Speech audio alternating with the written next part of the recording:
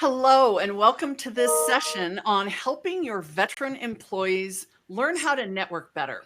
My name is Lita Citroen, and I will be moderating this panel.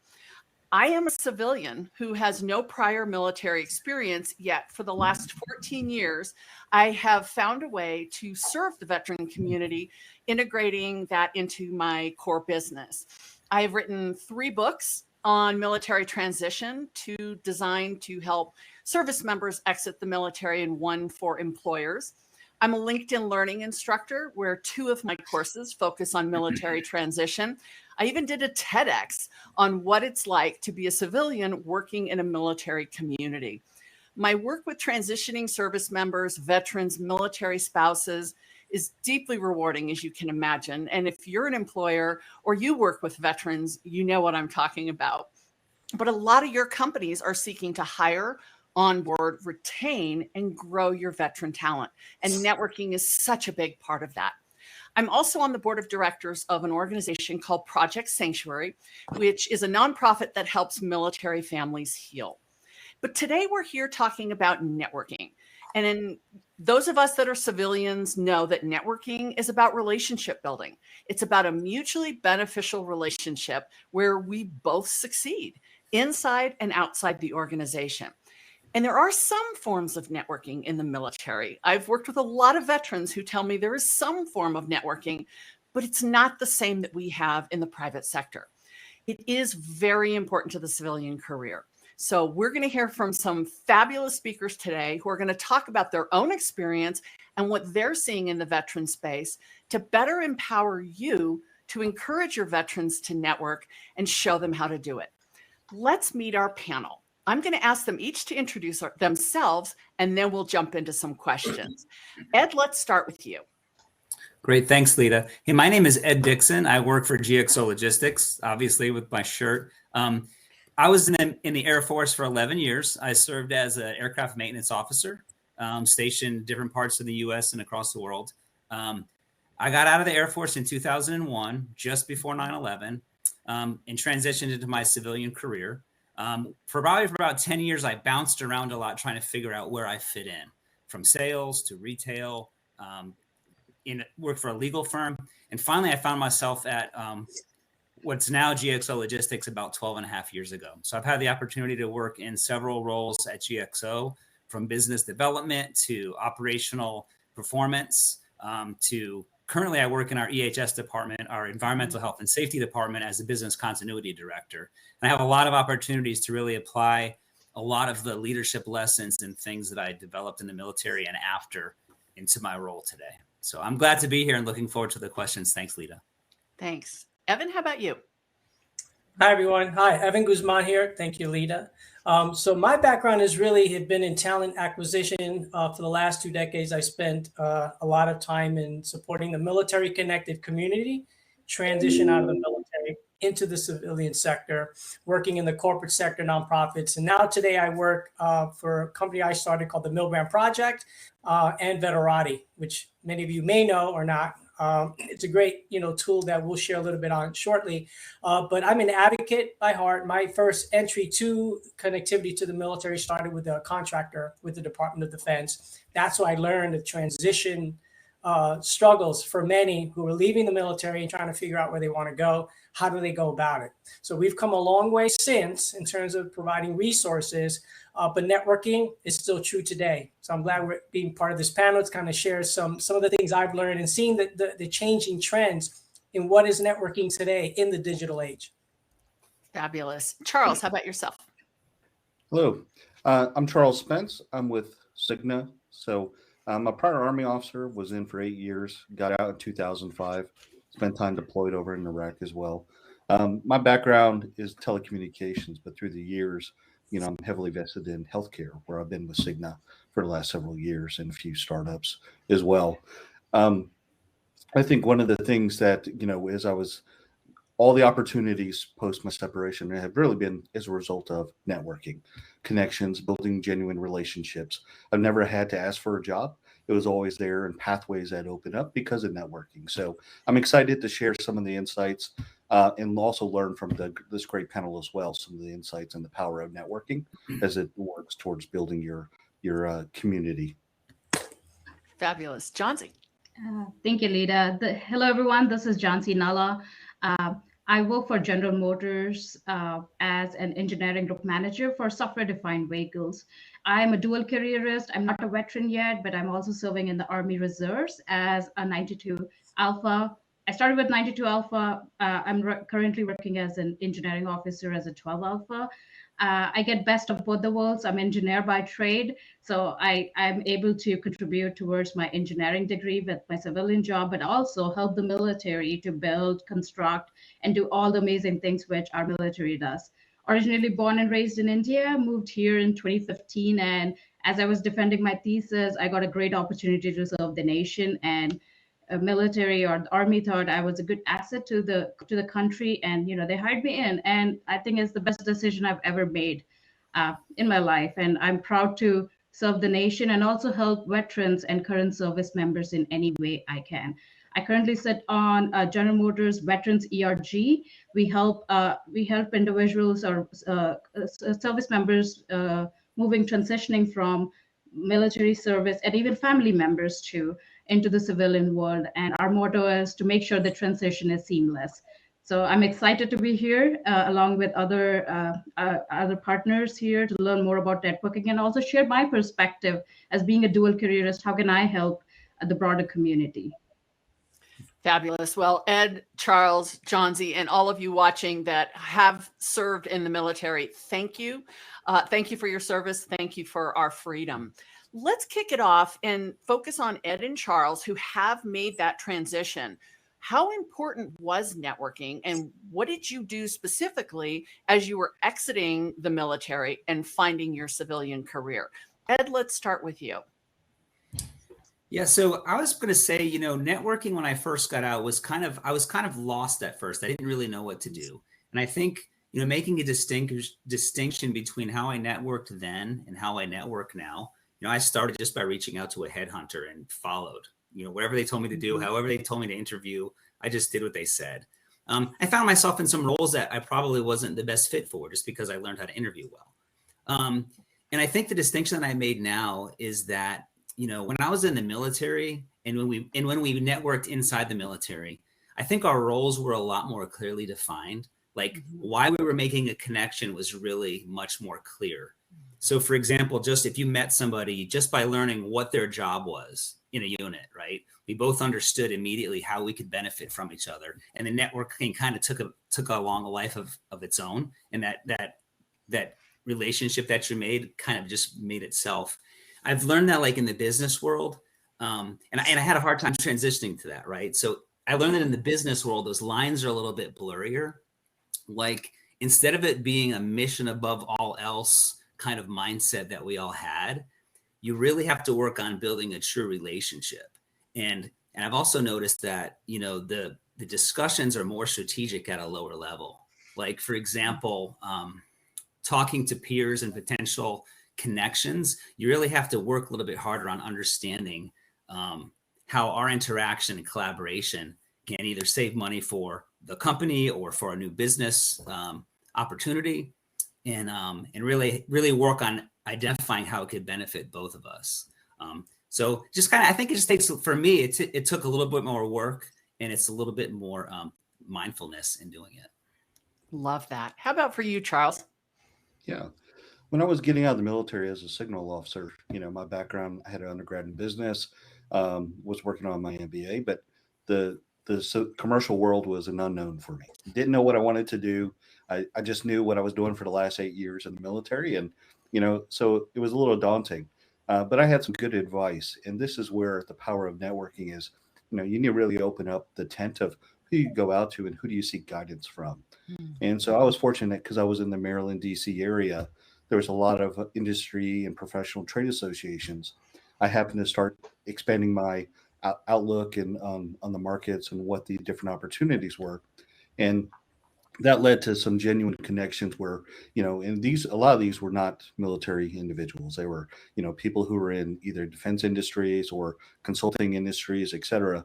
But they had a unique perspective on, what it would take to be successful and really help start filling in the gaps of what I didn't know. And really, I think that's the power of networking. once you build those genuine relationships, it's a great sounding board to help you start, doing like paint by numbers, filling in the information and tidbits of things that you don't know, so you can have a more informed decision. And that's really what helped me, because when I was going through, I had several job offers, and I ultimately decided to do doing consulting on my first opportunity because I didn't know what I wanted. And based off some guidance and everything else, and I think it suited me very well, was, hey, try something that'll get you a little bit of appetite to try different things. And management consulting would do that. And that really opened up a whole pathway that ultimately led to where I've been for the last 15 plus years, which is in the healthcare and technology sector. So I think that's really the power of networking. Don't be afraid, just like in the military where you're preparing, your staff plans and everything else, you need to prepare for the transition. And part of that is the due diligence to start building that network and getting exposed to different industry or trade associations to start help shaping your view of, the art of the possible and what's out there for you. Love that. And one of the things you're hinting at is a valuable part of networking, which is the mentorship, right? We get guidance and mentorship through our network as well. And Evan, I know you mentioned Veterati, a platform I'm deeply passionate about as well and very active. Tell us a little bit about what you're seeing regarding networking and mentorship on Veterati or just in general in your work.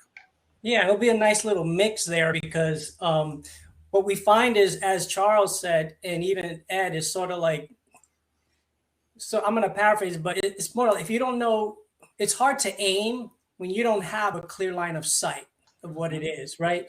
So when you think of mentorship, some people think of this structured environment that has to take place. And really what we were trying to do, and when you think of Veterati, is really just trying to redefine what mentorship is in the digital age, where you can connect virtually or in person. But at the end of the day, it's a conversation, right? We're going to hear this throughout. Networking is primarily engaging in conversation. And if you're an introvert, you might likely go online more because you don't like being in big crowds or whatever. But the point is that, and here's a job I study. I'm a data guy, right? So a job I did a survey that says 76% of survey people took the survey said they know the importance of networking and they agree. However, only 22% actually engage in it. And it's usually because, one, they don't know where to begin, right? They don't have that aim or have a clear line of sight. Two is because they're an introvert and they don't really feel comfortable working in big environments.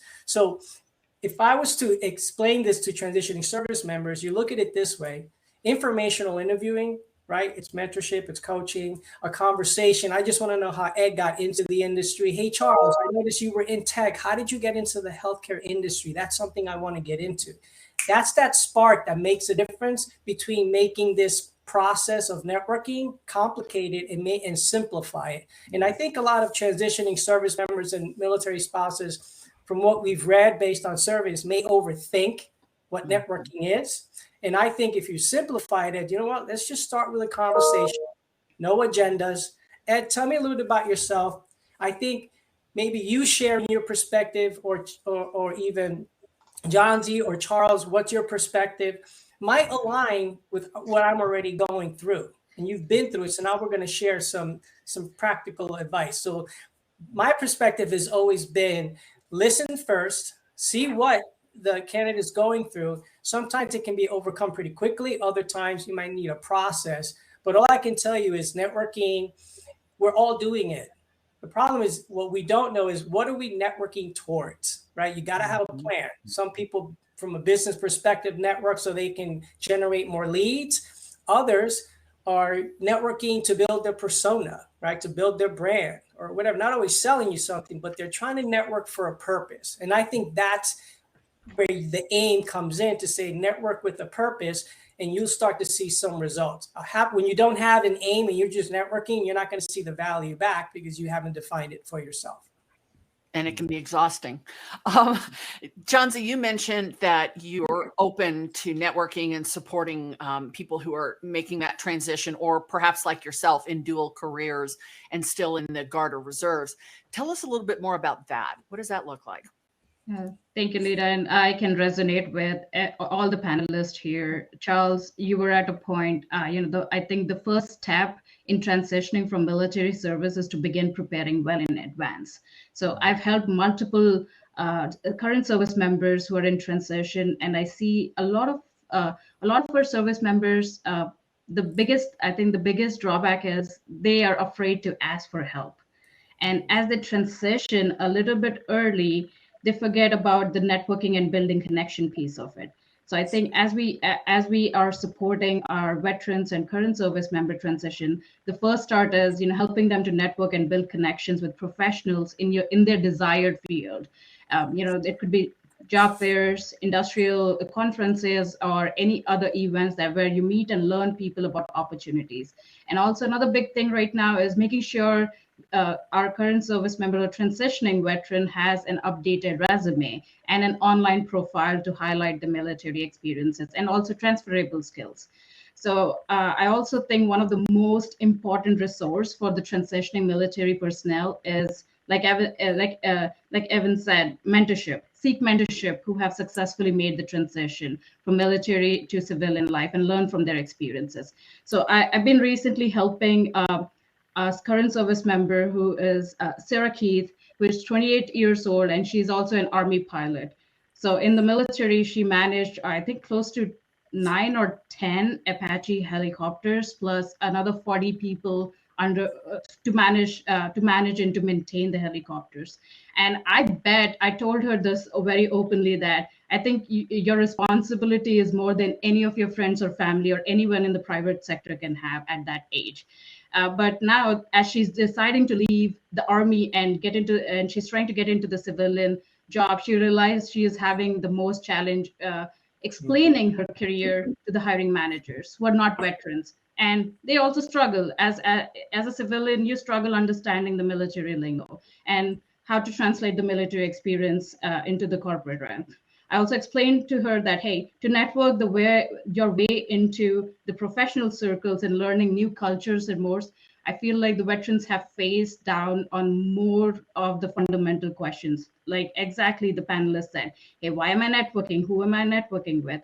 So I feel like there are a lot of resources out there. All we have to do is tap into the resources and ensure we are giving that extra time to the transitioning veterans and providing them with the right tools to be successful as a part of the transition. That includes networking, mentorship, and also landing in the right job. Absolutely love that. And you're right. I mean, asking for help is sometimes a real challenge, and we need to encourage that because all of us are willing to help. One of the things that I always find interesting is when you look at statistics, to Evan's point, we've got about 98% of this country in the United States that has not served in the military, does not have a military connection. So if the numbers are right and it's 2% of people have, how important do you think it is for veterans to network outside of the veteran community? Because that's the safest place, and most of them will start there. But we also know, to the points raised here, we need to get them beyond just networking with other veterans. Evan, maybe you can take that one first. How important do you see it as that we encourage veterans to network with civilians as well as prior military? Yeah, absolutely. And here's the thing, it's really about building trust, and sometimes like military spouses will prefer to speak to another military spouse before they speak to a civilian. But I've always encouraged transitioning service members to seek out what I refer to as industry insiders, right? These are the ones that you want to engage with, who perhaps are working in companies or in roles that you are interested in pursuing. And again, I'm not trying to sell Veterati here. I'm trying to tell about the value of Veterati. That's a great place to start because there are already a lot of grateful Americans. A large portion of them are civilians on Veterati that want to spend, to say more than thank you for your service. They actually want to spend an hour time with you to talk about their experiences and what they've gone through. So I would always encourage to be targeted in your approach when you do engage with civilians out there, especially on social media. So this way you could get something out of it versus just networking into the air. You want to network towards a goal. And civilians are always helpful. Let me tell you something. A good thing about conversations is that these conversations can lead to referrals. They can lead to other resources that you never even heard of. Or I may just say, I have a perfect person for you. I'm going to refer you to Lita, who will be really great at helping you build your brand right on social media. So it is important. I would choose both, but it's whatever you feel comfortable with. Luckily, there's a platform to help you, one of them being Veterati, to connect you with either veterans and or civilians alike. Fabulous. Ed, what are your thoughts on that? I also think it's super important. I think there's a whole new realm and a whole new world of interactions that can be made when stepping out of your comfort zone in anything really, but specifically to this. I'm thinking about the job that I'm in now. I've been at this company for 12 and a half years. And how did I get into it? I was thinking back on it, and really, I ran on a treadmill next to a guy at the gym every morning for like a year. And we talked about different things. And finally we started talking about what each other's company did and what they do. And he just said, "Hey, sounds like you might be a good fit for us. Why don't you, we also dropped our kids off at school at the same time. So he said, "Hey, give me your resume this morning and I'll slide it over to the HR leader. She's like 2 doors down from me." So I did that. And eventually that's what led to my job now. So just thinking about that, some of the nuances around it, just to consider, I feel like when, perspective, right? I feel like the comfort, I think, in talking to fellow military folks is that maybe we have a similar perspective around around mission, about things being mission oriented, right?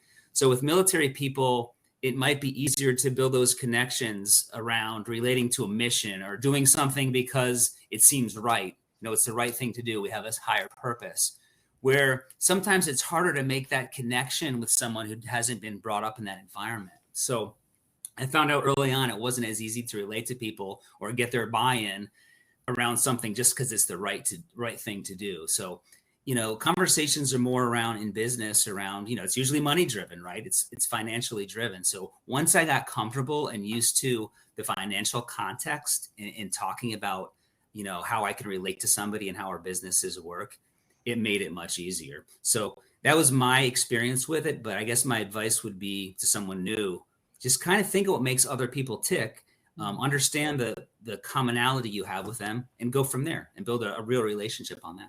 And get on the treadmill, right? Yeah.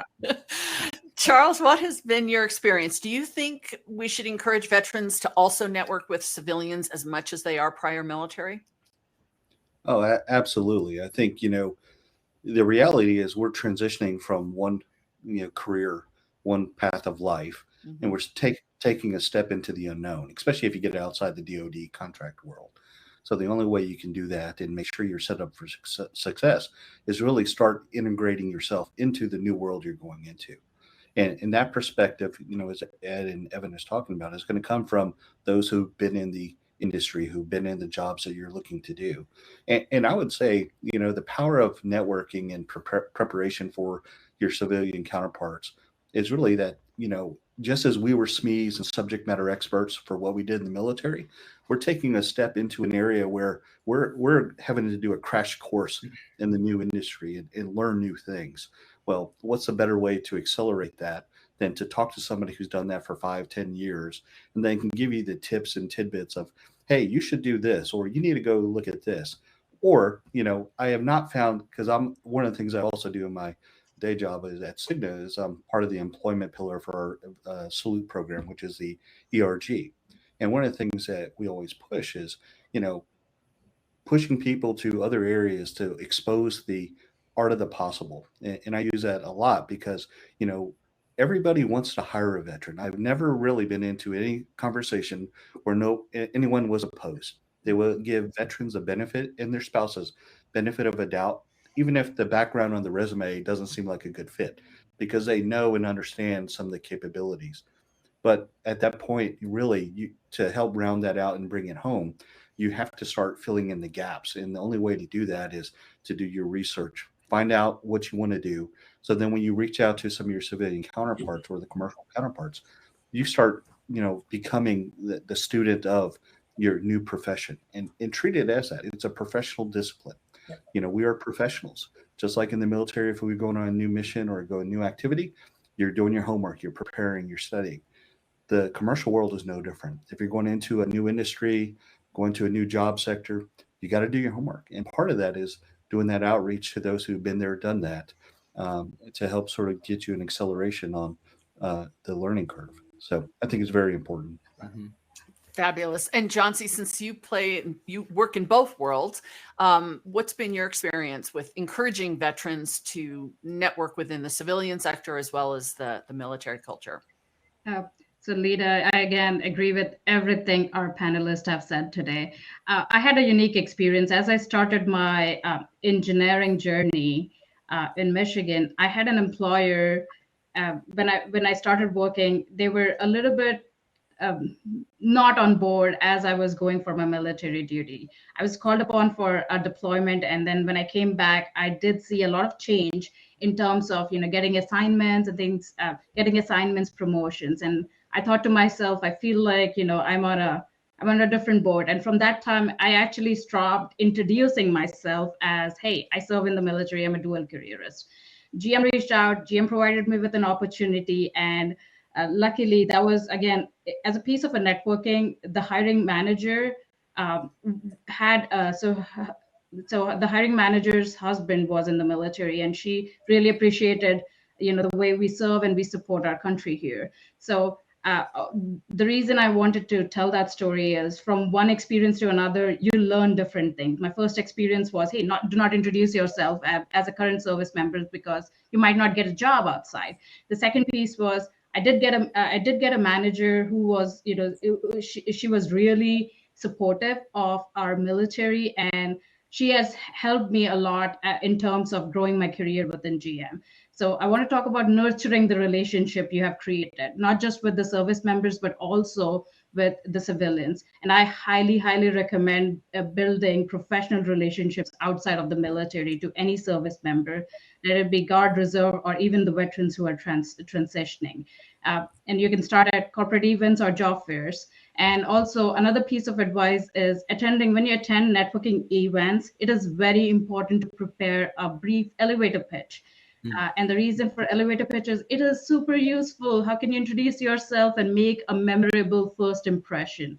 It is important to be quick, concise, and make sure your elevator pitch can highlight what your plan is, or what are you most passionate about in 30 to 60 seconds.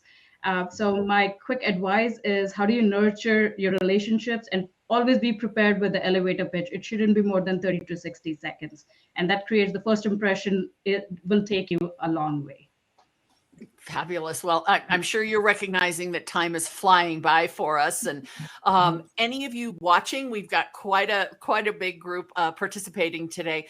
Go ahead and put questions in the chat, and we'll get to those as time permits towards the end of this segment.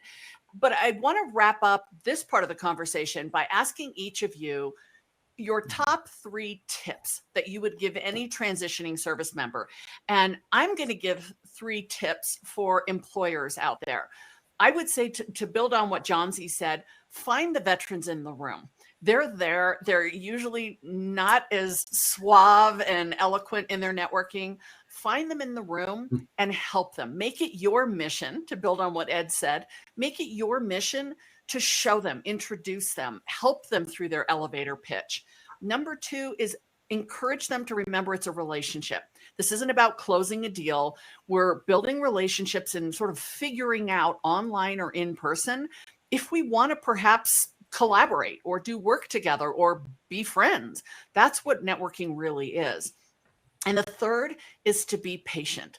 While those of us civilians, went to school or got our first jobs and grew our careers, these are the men and women who served our nation. And so they were focused on different things while we were focused on learning networking.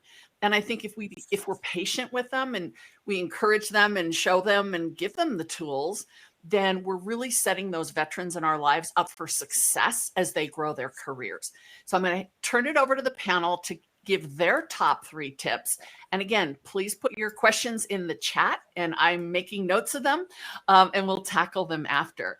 But Charles, why don't we start with you? What are your top 3 tips for someone who either is coming out of the military or an employer who wants to help their veteran network? Okay. So the first one I would say is pre-transition. So if you're an active duty service member looking to get out, as you look to start building out your networking base, first thing, I know it's a daunting task to figure out what you want to do for the next career once you hang up the uniform. But once, try to narrow that down. And then once you narrow it down to a little bit, start looking for industry or trade professions or associations. Every city, especially depending on where you're at, will have more than others. But there are opportunities where at least monthly or quarterly, you have all the professionals in that industry or domain get together for networking events, after hours, or they have leadership conferences. That's one of the best ways to get inside and get a sneak peek of what that new life for or career would be for you. So I would recommend that for number one.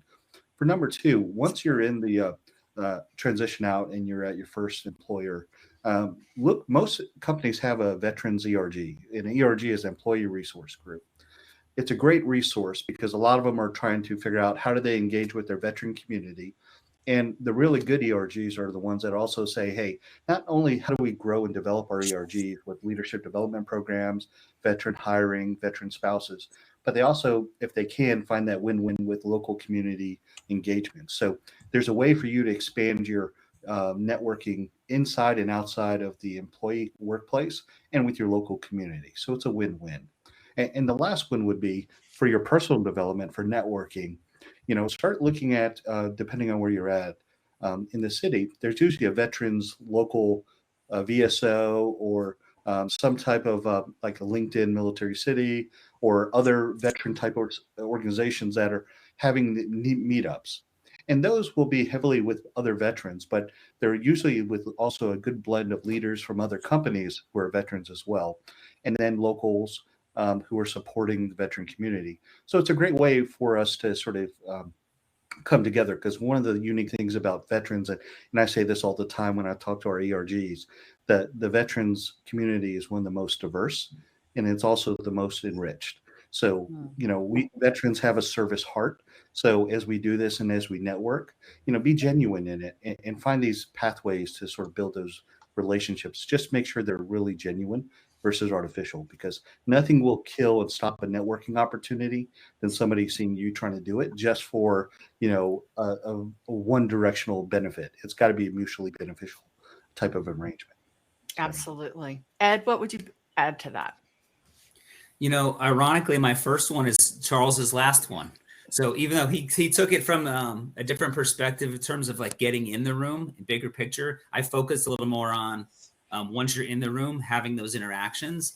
And the first one was be genuine, going into those relationships honestly. And not only because if you come across with if your mentality is what's in it for me, it's obvious, right?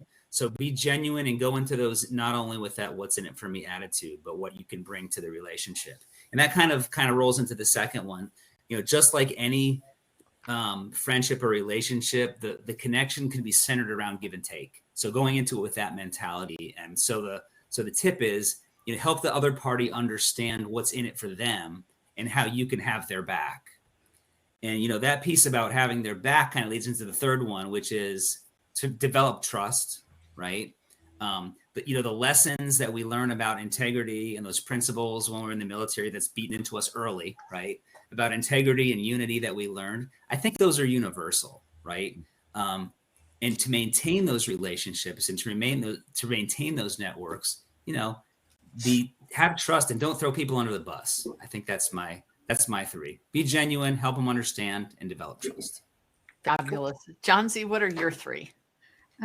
So I think I have a mixed bag here. I would say mentorship is my first one.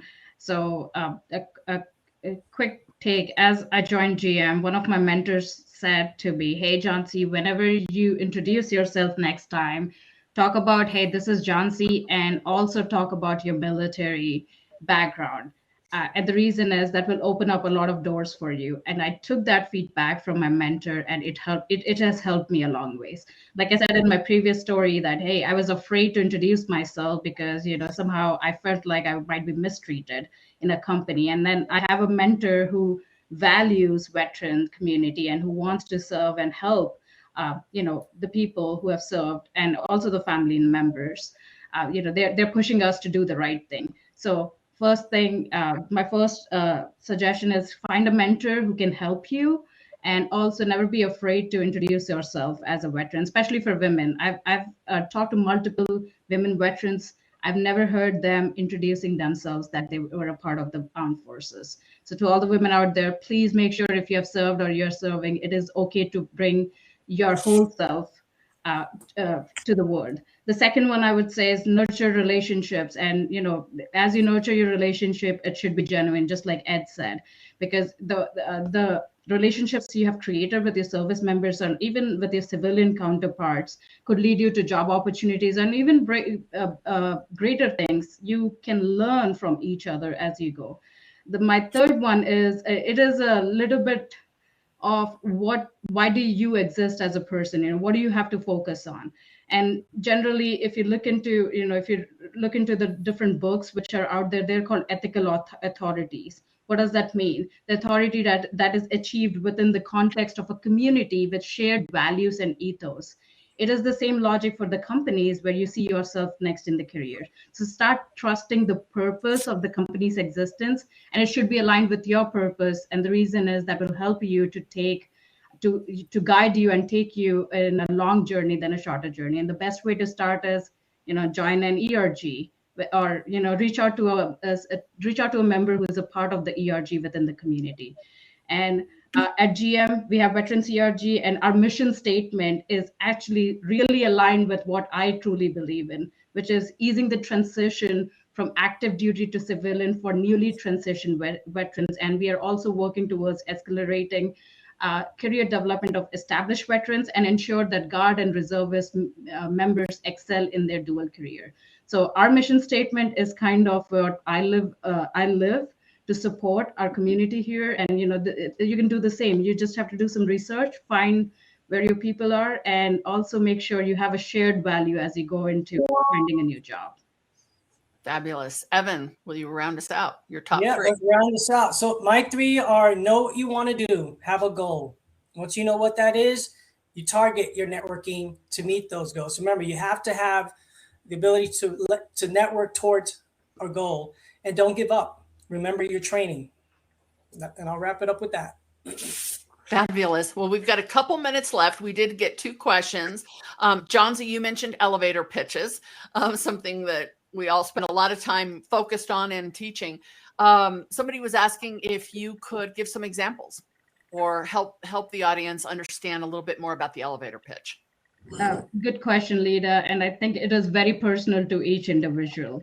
So my elevator pitch would be different than Lida's elevator pitch.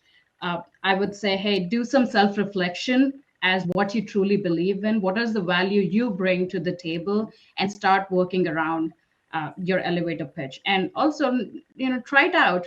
Meet some people in the elevator, start pitching, and see what their reactions are. I think the quick 30-60 seconds will give you the right response, or the feedback right on time. So that's sorry, I would add to that, because I think you're absolutely right. Show some excitement when somebody asks you, what do you do, or tell me about yourself. It's not a pop quiz, right? That's a question you should be able to answer, and put a smile on your face. Several of you mentioned this is a first impression. Ed, what would you add to that about the elevator pitch? I think she kind of said it all. One thing is that being genuine and having integrity, being true to yourself, first and foremost. I've made the mistake of getting into jobs that I probably shouldn't have been in, not only because maybe my experience didn't align, but because it wasn't what I wanted to do. So if you're genuine with somebody about like what's important to you and what's important in a company or a job or anything, then I think it works out the way it's supposed to. So genuineness and being true to yourself. But like Johnsy said, you have to know what that is first. And not be I think early on I was just like a shapeshifter. I just wanted to fit in everywhere, and that doesn't work. It only lasts for so long. Absolutely. And I just want to add real quick to that, Lita. Sorry. In relations to that is when it comes to pitches, there's a lot you can say, but keep in mind, less is more. That's where I was going. Absolutely. And this is not a time to recite your resume. No one's going to remember that. And the elevator pitch when you meet someone at a job fair or a networking event is very different than that first introduction in a job interview. And remember, we're talking elevator pitch when you meet someone you don't know anything about them. Charles, we got a question from a more mature vet. He said older. but I'm going to say more mature veteran who said sometimes networking, once you're, of a certain generation, is a little bit more challenging. Any recommendations? I know you mentioned some different groups for people networking. What about for those more senior veterans? And I would tell you, especially a lot of the networking events I go to, there are people of all ages, especially when you get into the professional associations outside of, say, veterans events, which are probably more, the 20s, the 30s, and early 40s. But if you go to professional trade associations, age is really not an aspect because in a lot of these professional associations, age implies wisdom, right? So it's actually a value add, right? So I think when you go in there, don't treat or be apprehensive about stepping out. And the first step is put the step forward and get into those events, and then just to make the most of them. But I would definitely recommend finding industry or trade associations to attend because they're always having networking events, especially now with COVID restrictions subsiding. They're itching to get people back together, and this is a great opportunity to start building your network. Absolutely. And apologies, it was Christina. So I got the name wrong, who asked that question. And I think you gave some great advice. I know we're out of time, but wow. I mean, I have 2 pages of notes, and I hope everyone in the audience was also writing this down, even though the session is recorded. I want to thank the panel, John Z, Ed, Charles, and Evan, who just poured their hearts and tons of wisdom into this conversation. And hopefully those of you that are employers who are curating a veteran talent pool within your organization can build on these ideas and really help those men and women find the tools for networking that we've shared and really put them into use to grow their value to the organization and also to their own careers. Thank you all very much. And until next time, wish you all health and safety. Thank you. Thank you. Take care. Thank you. Bye.